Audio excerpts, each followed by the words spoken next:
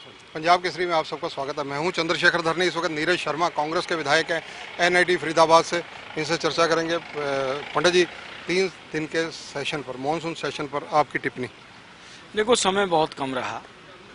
सरकार का इतना खर्चा होता है। हालांकि अध्यक्ष महोदय परंपराओं को तोड़ रहे हैं। पहले से ज़्यादा समय की सीटिंगें भी हो रही हैं। पहले 10 से 4 घंटे की एक सीटिंग होती थी, अब 6 घंटे की भी कर दी है। सीटिंग का टाइम भी बढ़ा दिया। पर थोड़ा और समय रहता तो मानसून सत्र का ज़्यादा अच्छा था। कोई भी सेशन हो, कम से कम 5-6 दिन का तो होना चाहिए। पंडित जी, पिछले सेशन मुझे याद आ रहा है जब आपने प्रतिज्ञा की थी कि सिले हुए वस्त्र नहीं डालेंगे।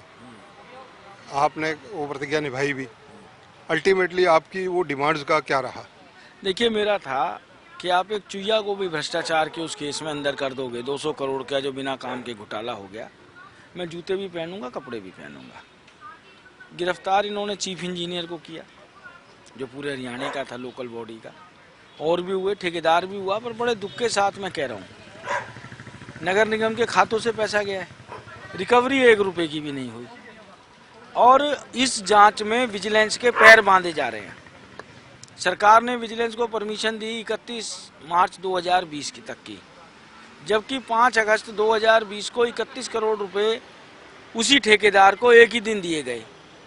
तो हालांकि मैंने 0 ओवर में कल ये मुद्दा भी उठाया है कि विजिलेंस के पैर ना बांधे जाएं और उनको जिससे भी पूछताछ करनी है, जिस भी स्तर का अधिकारी है, विजिलेंस को स्वतंत्र किया जाए, जिससे कि जांच निष्पक्ष हो। पंडित जी, 3 दिन में आपके ऐसे अहम कौन कौन से मुद्दे रहे और ऐसे कौन से बर्निंग इशू हरियाणा लेवल के रहे? हरियाणा के इसलिए पूछ रहा हूँ कि खाली आप विधायक जरूर आप एनआईटी के, लेकिन आप स्टेट लेवल के लीडर भी हैं, ब्राह्मणों के नेता भी हैं। देखिए, एक तो हमारा मुद्दा था अरावली में जो अवैध खनन हो रहा है, उसको लेके बहस भी हुई, सकारात्मक सुझाव भी दिए गए। कानून व्यवस्था के ऊपर बात हुई कि हालात कैसे बद से बदतर हो रहे हैं। भ्रष्टाचार का 102 करोड़ का सिंगल टेंडर का मुद्दा भी उठाया और बड़ा दुख हुआ। मैं डिमांड क्या कर रहा था कि भाई जांच जल्दी करो, दोषियों को सजा दो। सरकार के 2 मंत्री, मुख्यमंत्री, एक और साथी विधायक खड़े तो हो गए, पर किसी ने ये नहीं कहा कि भाई आज 2018 का ऑडिट ऑब्जेक्शन है, 22 एंड में चल रहे हैं हम, 5 साल हो गए ऑलरेडी, हम 1 महीने में, 2 महीने में, 3 महीने में इसको पूरा कर देंगे। आज हरियाणा में बढ़ते हुए नशे के ऊपर अभी कॉलिंग अटेंशन में चर्चा होनी है। और देखो, एक मेरा कॉलिंग अटेंशन रिजेक्ट हो गया, जो ये आज़ादी का अमृत महोत्सव हम सब मना रहे हैं तिरंगा अभियान को लेके, जिसमें मैंने अपनी सैलरी भी दी स्वेच्छा से। पर मैं देश के झंडे के बिकने के खिलाफ हूँ। आप उन लोगों से ज़बरदस्ती झंडा बिकवा रहे हो। इतनी वीडियो आ रही हैं सोशल मीडिया पे। भाई, वो गरीब आदमी तो हैं जो राशन लेते हैं। उसे सस्पेंड कर दिया गया है, उसका डिपो।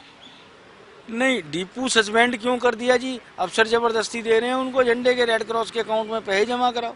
चिट्ठियां हैं, वो तो 2 दिन बाद बहाल कर देंगे। डिपू वाले को झंडे दिए किसने, ये तो पूछो। सरकारी नहीं तो दिए, सरकारी तो आदेश निकाल रही है। हमारे यहाँ एजुकेशन डिपार्टमेंट ने निकाला आदेश। फरीदाबाद में मैंने इस चीज़ को लेकर ऑब्जेक्शन उठाया, वापस कर दिया। और दूसरा सबसे बड़ा हमें दुख हुआ, इस मामले में हमारे स्पीकर बहुत अच्छे हैं, और मैं तो चाहूँगा कि आगे से मुख्यमंत्री जी विधायकों को बांटने की कोई भी जिम्मेदारी हो, उसको कृपया स्पीकर महोदय के थ्रू कराएं, क्योंकि ये सरकार कहती है सबका साथ सबका विकास। विकास तो छोड़ो, इन्होंने आज़ादी के अमृत महोत्सव में भी सबके साथ को जरूरी नहीं समझा।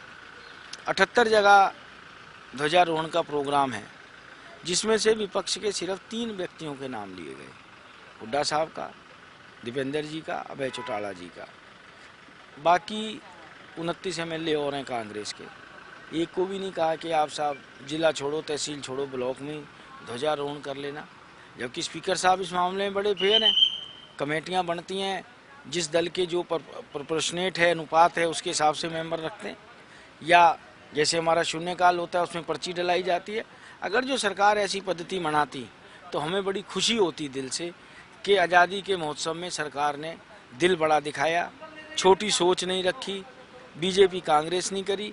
क्योंकि देखो, आज़ादी तो सबको मिली है। जिन्होंने आज़ादी के आंदोलन में सहयोग किया, सबको पता है कांग्रेस पार्टी का सहयोग था, देश के स्वतंत्रता सेनानियों का सहयोग था, शहीदों का सहयोग था, हमारों का, देश की जनता का सहयोग था। पर कुछ लोग ऐसे भी थे जिन्होंने उस समय सहयोग नहीं किया, अंग्रेजों के तलवे चाटे, अंग्रेजों का साथ दिया। आज़ादी तो उनको भी मिली। ऐसे ही भले ही आप सत्ता में बैठे हैं, आप आज़ादी के अमृत महोत्सव में जहां आप सबका साथ, सबके विकास की बात करते हो, ध्वजारोहण में भी आपको सबको बराबर मान सम्मान देना चाहिए था। शून्यकाल को लेकर थोड़ा सा अंदर चर्चा चल रही थी कि शून्यकाल होना चाहिए, नहीं होना चाहिए। आप किस बात के पक्षधर हैं? नहीं, चर्चा ये नहीं थी शून्यकाल नहीं होना चाहिए। चर्चा ये थी कि कुछ साथियों का नंबर नहीं आ पाया बोलने के लिए, तो स्पीकर साहब के कमरे में एक बॉक्स लगा हुआ है। जब भी सेशन होता है तो उसमें 20 मेंबर्स की पर्ची निकलती है। जिन 20 की आज निकल गई उनकी कल नहीं डलेगी, और सबका ही नंबर आ जाता है। तकरीबन 70-72 हम लोग बोलने वाले मेंबर हैं। बाकी तो speaker, deputy speaker, leader of opposition कभी भी कह सकते हैं किसी भी मुद्दे पे, और कैबिनेट के सदस्य हो गए। तो पहले दिन डब्बे में पर्ची कम डली थी, 10 ही डली थी, बाकी साथी नहीं डाल पाए। तो एक सिस्टम बना पड़ा है। और कुछ साथी ऐसे थे जिन्होंने क्वेश्चन नहीं लगाए, या उनके क्वेश्चन नहीं आए, या डिसअलाउ हो गए, या कॉलिंग अटेंशन भी नहीं लगा पाए।